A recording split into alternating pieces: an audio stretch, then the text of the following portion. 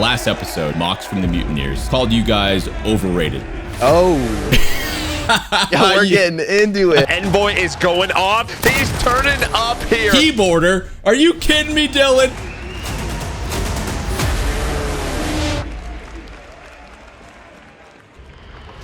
What's going on, everybody? My name is Tyler Polchow, aka TeeP, and today we have another episode of the Barracks presented by Metro by T-Mobile. Today we're going one-on-one with Dylan Envoy from the Chicago Huntsmen. Envoy's been one of the most upcoming players that I've seen in the league recently. The guy's been dominating. We're going to dive into his pro career, his thought process as a player, gameplay, and just everything Call of Duty. Let's get into it. First off, let's introduce our guest. We got Envoy. Dill, what's going on, man? Hey, man, I appreciate you having me on. So your team's been pretty much dominating so far. Last couple events, though, not going probably how you guys wanted to for how stacked your roster is. So I want to pick your brain about what's been going on within your career as an individual recently, and then onto this team and get your thoughts there. So what we're going to start off with is game changers. The Huntsmen have been fan favorites since the start of the CDL. You guys have been dominating, top spots, top 3 standings. Recently, you've been getting upset a little bit, though. The Mutineers and other teams have been taking advantage of you guys a little bit. The best way that you can describe it as an individual, why do you think that's been going on? I think there's a couple things. I think more towards the beginning of the year when we looked a lot better as a team, I think we were just ahead of the meta at the time, early in the game. Like, people aren't going to know exactly the right things to do all the time, and people are still learning the game. So I think at the beginning we just had an edge on people. Chicago Huntsmen are your winners at the London Home Series. And over the course of these last couple months, like, we've started to fall behind more and more and more, because we used to be pretty dominant at Dom, and now we're getting blown out just like we were blowing out teams at the beginning of games. So it's just a lot of lackluster within our gameplay and not being on the same page. It's weird to see a team like your guys that's so stacked. I mean, obviously you got Scump, Formal, Arcety's, Gunless, some of the top players ever in Call of Duty history. You as an up-and-coming player, how do you feel like you fit onto this roster? A lot of people in the community are considering you to be the MVP, X Factor, whatever you want to call it. Being one of the younger guys, how did you feel coming into this team? Is there like an extra pressure on you? I don't know. Can you compare it to your last roster on like Gen G, for example? Like, what's the difference there? Yes, I feel like the biggest difference so far from like Gen G to Huntsman is definitely like the expectations. You know, last year we went from the team that is, you know, we're the underdog, we're the dark horse to win every tournament, right? And to this year to where people expect us to win. And yeah, that's probably the biggest difference. But like when you're talking about pressure, it doesn't really get to me at all. I pride myself just on being consistent and like doing the right plays and do the most impactful things on the map when I'm in the spot to do it. You know, last year we were a pretty consistent team, I'd say so myself. And we all based our game on teamwork and just doing the right things at the right time. So I think this year we struggle with that a bunch, partially because of how the game plays and partially because like how lackluster our practice can be sometimes. But when you see us play at these matches, at these events, sometimes we just look like we don't know what we're doing or we're not staying a step ahead. And this game is literally all about being 2 steps ahead and stringing hills together. So that's been our problem recently. As an individual, though, the things you've been able to do has been insane. You've been a beast in S&D. We can talk about the full sale a little bit. Your big Petrograds, whatever the game type may be. Your KD ratios are doing really well. What's the reason that you feel like individually you've been able to thrive compared to some of your teammates? Because just from my POV, you always seem to be the one like early on rotation. You're the one that's like setting the precedent of what needs to be done on the map, and you're the one actually doing it consistently. So yeah, why do you think that is? It's more about recognizing like when you're supposed to do that, right? Especially online, like it doesn't feel the same, right? And when you're like getting caught in like just the game itself, it's hard to like notice like, oh, I got to rotate here and just trust my teammates to like win the like scrap time, you know, like, because that scrap time is huge, but this rotation is also huge. So, you know, you just have to make those split-second decisions sometimes. And, you know, I make a lot of risky decisions. I mean, even in S&D, you guys see me make probably some like risky, ballsy plays. I tell my team they could go either really bad, Envoy, you've been a hero throughout the entire game, or they're gonna go really good like they do. Minnesota Rocker, you're gonna check it. Full sale happens again. But those risks are what gonna win you games. And a lot of the times, I find our team being very scared in S&D. So, or like we play very scared, and that's because when the game was 2-minute round timers, we could play a lot slower and just wait for people to make mistakes. Exactly. But now that doesn't really work anymore, and we didn't really have like a good transition or a good game plan, like with the change. Instead of having that 30-second buffer to sort of feel yourself into the round and play picks for a while, it's like when you get dead silence, you have to make a ballsy play. Yeah. You have to get out on the map, and if you don't do that as a team, like your plays, for example, they may be working, but like if you're the only one doing the late flank on an offensive round, like they're gonna look for you and only you, and their strategy is gonna form around that. Yeah. So if you don't have, I don't know, Seth or someone else doing that same thing, they're gonna look for your name and like check you off the list in a sense. You've seen New York do it, where Right. Attach literally on offense, he played back spawn every round, just waiting for me. Literally, he backed up off spawn. Especially what you saw with the 2-minute to minute 30 change is the favorable bomb sites are a lot different. Like Arklaw, for instance, B is probably the favorable bomb site now compared to when it was 2 minutes. It was A, because you could just play picks the whole time and weather them down, and then you could have a free plant. But a lot of times people just like rushing B now because minute 30 on those bigger maps, you don't have a lot More time efficient. Yeah, you don't have a lot of time, and once you're in. So moving forward, how has the whole change to online affected your team's mentality? You lose the live audience. Your team is the most popular one. You have people like Seth and Formal on your team, right? It comes with a ginormous fan base that show up to events. What's your thoughts on the switch due to the COVID-19? yeah, so I mean, we're making do with what we have, right? We're lucky enough to be even playing like just like all the other sports are pretty much canceled, and we get to still play. Right. So we're blessed for that. Although like the audience is crazy at these events, especially for a team like ours.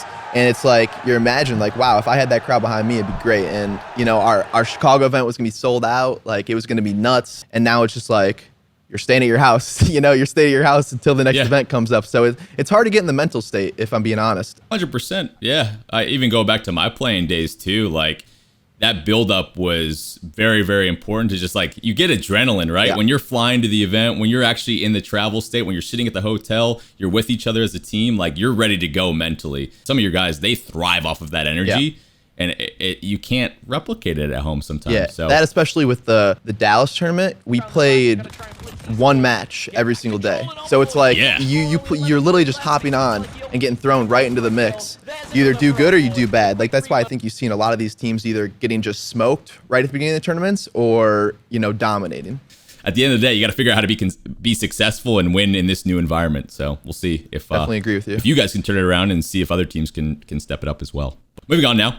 You exploded onto the COD scene. You've been playing for a while, obviously, online tournaments, things like that. But last year was the moment where you solidified yourself as a top pro. What was the moment as a Call of Duty player that you realized, like, this was it? Like, I'm a full-time pro. Like, what was your inspiration? What was that turning point for you? So, I mean, even though last year is when, like, I guess I broke out, right? Back in AW, when I first started going to events, the first game I competed in, when I teamed with Kenny, Space, Assault, like that was when I knew that this is something. I knew at that point that I had like the mindset to do this. I come from a sports background and I kind of like bring that into the game, like losing isn't gonna mentally affect me like that. There's always the next tournament. Yeah. After that, I obviously was underage for a couple of years. So I had to wait, and I just played online tournaments, made a couple dumb mistakes along the way. And then, when I turned 18, it was World War II, and things didn't go well again. I got top 80 in World War II, biggest letdown ever. I came back and I was like, I'm going to do well, and I didn't, and it was devastating. And at this time too, I was living in my parents' house, and I was working part-time because they're like, if you're not going to school, you got to work. And I was like, fair enough, I'm going to work, but I'm also going to put this time into gaming. And then when Black Ops 4 came out, I told my parents, like, I'm quitting work. I give me 6 months, like, to try to make this happen, and we'll see what happens, right? And then after that, a couple months later, I failed to make the PLQ at Vegas, and then I got picked up into a PLQ team. We went 6-0 and made the league, and at that point, I knew that this is something. I can make this into something. That's awesome, man. What a story. Risk-taking. I think a lot of people just like think all these pros, like including yourself and including me back when I was doing my thing, like they don't realize how much a sacrifice it is, like what a risk it is. And like, if you aren't really bringing anything home from all this time that you're putting in, it gets to a point where it's like, when is it time to move on? Is it time to move on? Yeah. So having parents that understand and will give you that time, like, it's not a lot of people get that. So it's an amazing story, and it's crazy that you stuck with it and then you qualified for the league. What's next for the Huntsmen? The fans have very high expectations for you guys. You're considered one of the best teams in the world. What steps do you guys need to take right now at this moment to get out of this? I don't know if I want to call it a rut. You guys are still performing well, but I still feel like it's bad for you guys. Yeah. I expect a roster of your guys' caliber to come out and be in a final every single time. What do you think you guys need to do? So there's definitely a couple things we need to do. The week before this event, we started hunkering down a bit more on like VOD and like watching what other teams do. Although it didn't probably show as much as it did, it definitely helped our knowledge of the game. And we watched teams like Florida, which we obviously lost to twice. We watched teams like New York. They're probably the most underrated team right now, because watching them play well compared to watching our mistakes is just going to help us learn. And, we just need to do more of that, because we look lost in a lot of different scenarios right now. People are just like, we got to get on the same page. Like, it's not easy to do sometimes, man. I made a joke to my team this weekend, or the last weekend for Chicago, and I was like, maybe that we got to knock down the losers, we get an extra match, like we'll be more warm this time, dude? Like, dude, extra rep. Yeah, like we could play 2 matches on one of the days instead of just the 1-1-1. So yeah, it wakes you up more. Yeah, I was like, maybe, weird. Even though we just lost, guys, like this could be a recipe for success. Who knows? It didn't end up working though, but just optimistic. It is. We're gonna switch it up now. We're hip firing. So Dylan, what's gonna happen now is we're gonna have 90 seconds on the clock. I'm ripping questions at you. You gotta, if you don't like one of them, skip it. We're gonna keep track of your points. We got a bunch of different questions at you. So either skip it, answer it quickly. Let's try and move down the list as much as as fast as we can. And sounds good. We're gonna keep track of the points of all the different players. Mox was our first guess. Let's see if you can take him down. All right. Alrighty. So 90 seconds on the clock. Boom. Number 1, how many countries are participating in the CDL? 4.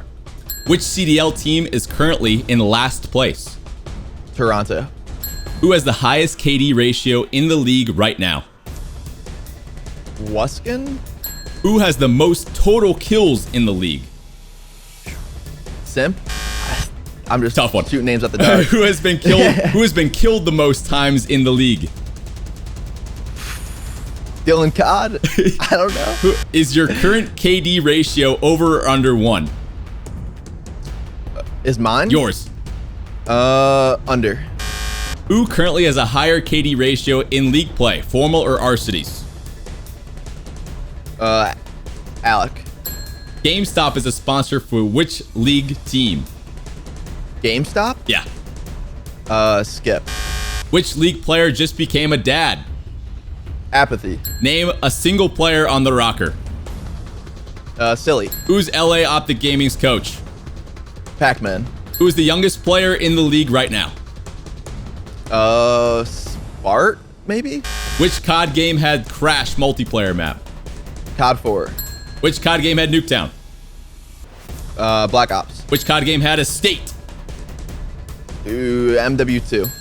Which game had Hijacked? Hijacked. Oh my god. Come on. Black Ops 2. Black Ops 2. How many COD games are there total? 13. What year did the first COD game release? 2004? 5? Boom. That's the final one. 11 correct. That's not bad. Those were some tough ones. I know. Some of the interesting ones I saw. Most kills total was Hook, 1,452. Okay. Most deaths is Crim6 at 1,494. That was an interesting one there. I thought Dylan was a good one for sure. Yeah, I was like, he's applying pressure. And then your KD ratio, you're currently at a 1.02, so over a 1. S&D's holding me over, I think. Looks like you got 11. Mox got 11. No way, you tied. Yo, that's dude. we have to run all this back. We got to run a tiebreaker or something. We got to do something about it. But nice job on the hip firing there, dude. All right. Dylan, we're going to switch it up now. We're going into a video on demand review segment. So what we're going to do is talk about your overall thought process in a specific search and destroy round where you got an ace versus Paris. Your team has been doing pretty well in S&D early on. You guys got a crazy full sale, which doesn't happen very often. Basically, walk me through your thought process on Petro in search. Like, why do you feel like you're so damn dominant in search and destroy? Yeah, so Petro really is just about taking risks at the right times and reading where people are on the map. So, you know, when we play these Petrogrades, it's about reading how many people are at each site and what we can abuse, like abusing the weak side of the map. So that's what I like doing. And you'll see in my gameplay that when I realize that someone gives up something, I try to abuse it right away, you know, as fast as I can, to get that opening, because that opening is everything. Is a complete and utter takeover from one player. Do you feel like some other players on your team need to up the pace a little bit so it's not just you all the time? Sometimes I like making those plays, but I definitely think we need more of it. And Alec was taking dead silence so he can make plays more. So yeah. I think that'll help us a lot. But like you just seen right there, I took my timing and I got through on the flank into the big arch. Got one in the big arch. We knew that they liked playing the box corner next to bomb. Then like intuition kicked in and I'm like, okay, I got two inside the bomb site. The other guy's either up top or he's going to be rotating. So I turned around and just centered with my hip fire and, you know, it worked out. There's a third guy there, got him, and the last two kills were cleanups. Yeah, what is it about Petro, dude? Like, I swear, every mode. Is that your favorite map, or are you just specifically good on that map? Like, what is it, dude? Like, you're something special on that one. I don't know. I think Petro just, in like hard points and stuff, the rotations are easy. You know, there's a lot of long routes you can take, and there's a lot of buildings, so you can play very ratty, which is like caters to my play style. And like I was talking about on the S&Ds, you know, like they left flank open for literally a split second. I got through, I pick up the one kill, and the other two kills are just, you know, like having some knowledge of how they play the bomb site, you know, or defaults. So yeah, I mean, Petro, all about timings and, you know, getting map control and getting those power spots where they can't get you out of. Alrighty, we're going to switch up now. We're going into our top 5 segment. I want you to list your top 5 favorite Call of Duty players that inspired you to pursue being a pro. Like, who did you watch? Who's your 5 guys that you watched them stream or you watched their gameplay early on in your career? You're like, yep, I want to be that guy, or I want to be better than that guy. If we're going to go all the way back to when Ghost AW, I think the guy I looked up to the most because he kind of played similar to me and he was like at a young age as well was Hook. Okay. And AW, I mean, Hook didn't win. He was so good at AW, man. But he was so good. Oh yeah, God. So good. I remember I played him like twice and we got like 4-0'd in winners back when it was best of 7. So it wasn't a very good time, but you know, I liked how he played. I could relate it a lot to myself as a very fast player. Yeah. So I definitely put him up there. Another person would probably be Priesta. You know, he's an all-around like really good player in like all aspects of the game, and he's a flex, which doesn't really relate to me. Yeah, it doesn't really relate to me, but just how he works the map and how he can just change so fast with like his role is pretty awesome, and I think it's a good trait to have for a team. Like a rare trait that not many people can do. Right? Give me one more. Let's do top 3. On like a more objective, I guess, role, or just doing like a lot of the dirty work sometimes, Damon or Karma. I fit like when we played him or practiced versus them a lot last year. I always found myself like on the breaks, like playing the same break off he is. So we got very creative, and you know, he had grapple and stuff. So you know, I meet him mid map on C side, and he'd do some wild things, and you know, I'd try up a whole different breaks. So I like how he takes a lot of risks too, and he's not afraid to try new things. So I probably would relate to Damon. We're gonna switch this into a top 3 segment. So what are your 3 least favorite multiplayer maps in Call of Duty history? I'm gonna join in with you on this one. Your least 3 favorite.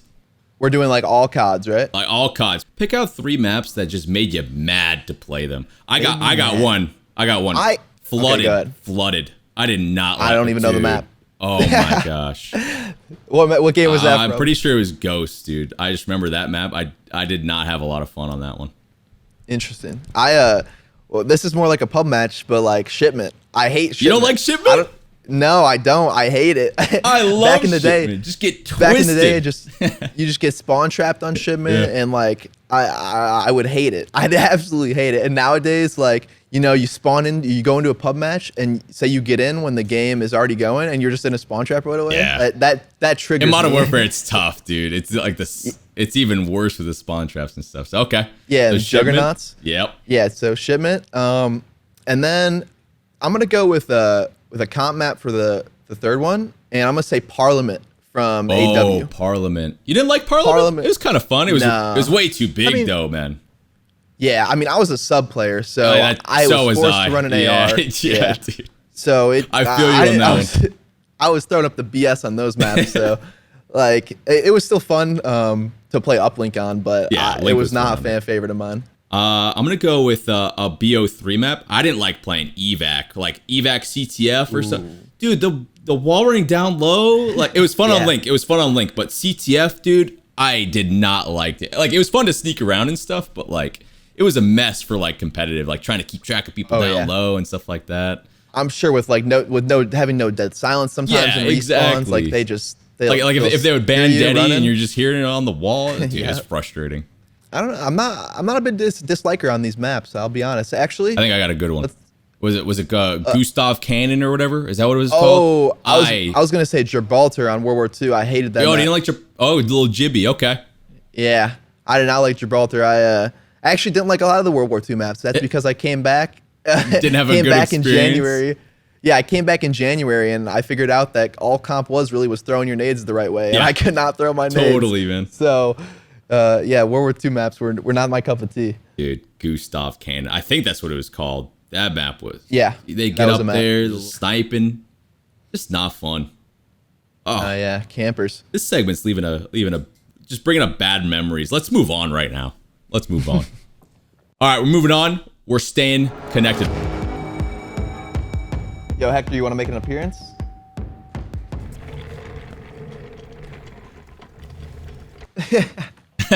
He's here. My bad. I am sorry. He's what here. up? He's here. Shoot. All right. So in this one, we're staying connected. We got Hector Rodriguez, previously Optic Hecz joining us. I always do that still. it's tough not to say it anymore. Big-o But Hecz. Hector, obviously the big switch up to the Chicago Huntsmen. You have a star-studded lineup with you. Can you just give me some brief thoughts on Dylan as a person, as a player? Like, what has he brought to the team? What's he like? Obviously, he's here in Dallas, right? So, what are your thoughts on the kid so far? The kid's good. He's good on camera. He knows how to talk. He's very respectful, and he listens. So, couldn't ask for a better teammate. And he's young, right? We needed some fresh blood. The young prince. Scumpy's getting up there, man. I mean, I will say this though: as old as my young brother is, he's still nasty. He's still nasty. Yeah, he's still killing. Nasty. Yeah. Oh yeah. He's the king, man. He always will be. The king still reigns. The young prince, though. I like that. The young prince. You like that? A lot to live up to, but he's doing it so far. Oh, he's killing it. Yeah, super good. So, he needs to be faster though, in my opinion. He needs to be like me. You know what I'm saying? An aggressive sub that cares not for whether or not his KD goes down the drain or not. As long as we win, that's all that matters. You're the phenom though. Like it's a lot to match up with. I know. But what's your thoughts on the squad as a whole so far? What's the Huntsman experience been on your side of it? Are you happy with how the team's been doing? Obviously, some early success, some good placements so far. You having fun with the guys? Yeah, look, it's an internal thing that they're going to have to figure out, and I, as always, like to give them as much freedom. I'm not on the front lines, so I have to give them the freedom to understand. I have to talk with Troy to see what's up. I need to get some opinions from everybody, then I get the intel. But more often than not, it's like it's me. I should do this. I should do that. So they always put themselves first as to what they need to fix, which I think is it's like the proper formula to be able to, as a group, become successful. Well, thank you so much for joining us, Hector. I miss working with you guys, man. You're a beast. I respect you. You're right down the street. As soon as Concrete Cowboy opens up, we're going back, baby. We're celebrating. Sign me up. When do you turn 21? Shit. I got like 6 months. All right, so he's not coming, but we're definitely going. Sounds good, man. Well, thanks for coming on. You got it. I hope I'll pass you back to Dale. Sounds good. And we're back. Alrighty. Well, thank you for Mr. Hecz hopping on. Had some nice words to say about you, Dill. Just a quick comment on Hector. What's your experience been working under him so far? How's he been treating you guys? Oh, Hector's great. I mean, he helps with anything, that I need, and he gives advice and like for what I should be doing and how. So it's great. It's awesome. I can be here at the Hecz quarters. I'm right across the street. I was streaming in here for a while, but with all the quarantine going on, I usually stream in my house now. Yeah. But it's great to be in this environment with Hector. So I couldn't ask for anything more. Awesome, man. Hector's a great guy. One of the GOATs, one of the COD fathers. A lot of respect for that man. All right, Dylan, we're switching up to incoming now. What we're going to do is we're going to listen to a few quick clips from the CDL Chicago home series. We have some words bleeped out from the broadcast, and what you're trying to do is to guess what that bleeped out word is. The clips are from your series versus the Empire in the semifinals match, and I guess try your best. This is pretty difficult last time. I don't know if you saw the episode with Mox, but it's fun. I did. Whenever. Alrighty, let's pop it in 3, 2, 1. We'll find Dallas breaking through into the electrical store, but they're going to find and that's going back from Scump and Envoy. Okay, Momo. So they're going to find some bleep. What do you got for me? I don't know. I think he's going to say find 2, like 2 kills. Find 2. I don't know. Okay, 2. Final answer? Yep, final answer. All right, let's figure out what the answer was. Was it 2? We'll find Dallas breaking through into the electrical store, but they're going to find pressure, and that's going back from Scump and Envoy. Oh, no, it was pressure. You're going to find pressure is what Momo said. Unfortunate. I liked your answer, that's a tough though. One. Yeah, like you think you're going to find 1, find 2. That was pretty good. Yeah, exactly. Not bad at all. Okay, 0 for 1. Unfortunate. All right. We got 2 more to go, though. Next one? Yeah, we got 2 more to go. All right, let me know when you got number 2 ready. Yeah, I'm good. All right, ready? 3, 2, 1. Gunless in from behind. Perfect timing on the pinch. We'll get the final 20. This is what we haven't seen actually. Is these final 20, maybe final 30 seconds. That's where the Huntsmen tend to get. Gunless may have just managed to break out the cycle. I'm gonna go with broken. Final 20 to 30, we get broken on. Get broken. I like it. You're being pretty logical with this. I think it's a good one. Alrighty, let's see if he's right. Gunless in from behind. Perfect timing on the pinch. We'll get the final 20. This is what we haven't seen actually. Is these final 20, maybe final 30 seconds. That's where the Huntsmen tend to get broken. Gunless may have just managed to break out the cycle there with that one. I love to see that as well. Broken. Ding, I got ding, it. Ding. Let's go. Oh yeah, baby. You're a natural at this, Dylan. I like that. Let's go. I don't know how we're getting broken last 20, but I know, right? That's unacceptable. Wait, might have to watch the VOD. Yeah, we got to get that scrap time. Alrighty, there we go. Number 2 is correct. Let's get number 3 loaded up. Stay alive! Vassides, he gets it good. Oh, wow. What a battle. Crim needed 1 or 2 more to get that done. Okay. You need 1 or 2 more beep. I'm going to say 1 or 2 more bullets. Bullets? To get that one done. It's got to be bullets, dude. It's got to be it. It has to be. It's like the only one that makes sense in that context. All right. Bullets. Yeah. Let's play it.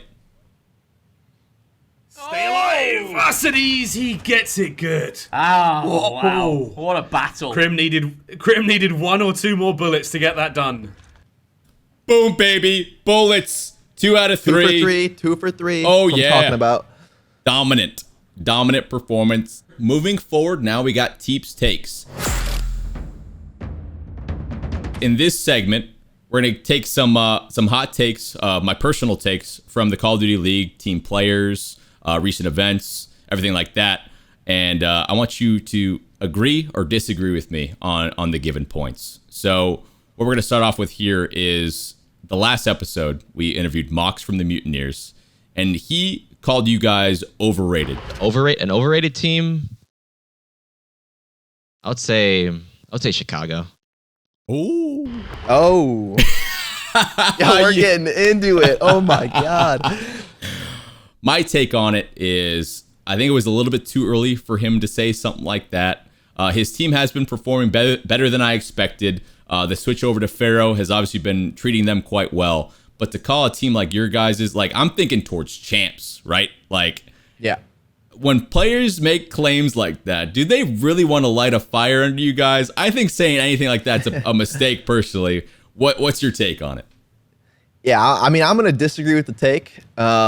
You know, we haven't had the best finishes these last couple events. You know, 3 fourth places in a row is not good. It's not a lot of progression for us. But like I said, I'll give them props. You know, they after they picked up Fair, they became a lot more consistent, and you know, they have a really good understanding of the game. So you know, they're priding themselves on consistency and good teamwork like we did last year, and you got to give it to them. You know, like I was saying earlier, we even watched some of their VOD. To see what we can do better. You know, they're ahead of the game, and yeah, that's good for them. But you know, we're gonna keep doing our thing. We obviously need to progress a lot more, and yeah, that statement will soon be overturned. I like that. My mentality is when people want to chirp, I like that energy. It's like, oh yeah, when people talk crap, it like gives you a reason to get like it fires you up a little bit. So, all right, moving on forward. The team in the league that can stop the Huntsmen from taking the overall title. My take on it is I think I'm going to go just the overall potential of Atlanta FaZe. The reason being is young talent. I feel like they have a really strong coaching staff. They showed promise in all game modes. They've been making finals, doing extremely well. What's your take? I'm going to have to agree that they are probably one of the harder teams that like we're gonna face. Although we haven't played them yet this year. You know, people have anticipated that matchup, but I've compared this in the past, but we kind of play more like Minnesota. I think we need to do a better job of replicating Minnesota's teamwork, but we play at much more of a pace like they do, and they seem to counter FaZe really well. Good point. Just because the pacing is so different, right? And if we watch a bit more of Minnesota, you know, see how they work the map, I think FaZe, we're going to be a force to reckon with when it comes to FaZe. You know, if we're on our A game, you know, we're having a good match day. Obviously, these last couple tournaments, we haven't had those good match days. We've been very inconsistent up and down. But if we get to the consistency of FaZe and the teamwork of Minnesota, I think it'll be a good match to watch. That's for sure. Yeah, it'd be a killer combination. I like the reference of Minnesota. You look at the players on the team, and it's like a lot of people, I guess, underrate their players in terms of talent. But when you're able to play in such a consistent style like that, it makes the game so much easier. And if teams can replicate that teamwork, then, man, I feel like you guys would be very, very dangerous. I agree. Alrighty. Next, thoughts about you knowingly using a keyboard/mouse during COD competition and getting banned. Keyboarder? Are you kidding me, Dylan? No way. All right, man. Listen. So I made some bad decisions. In my days. I'll own up to it. I keyboarded. You know, I was using a mouse on console, and I got banned plenty of times. But how easy was it? I play a fair share of mouse and keyboard. Yeah.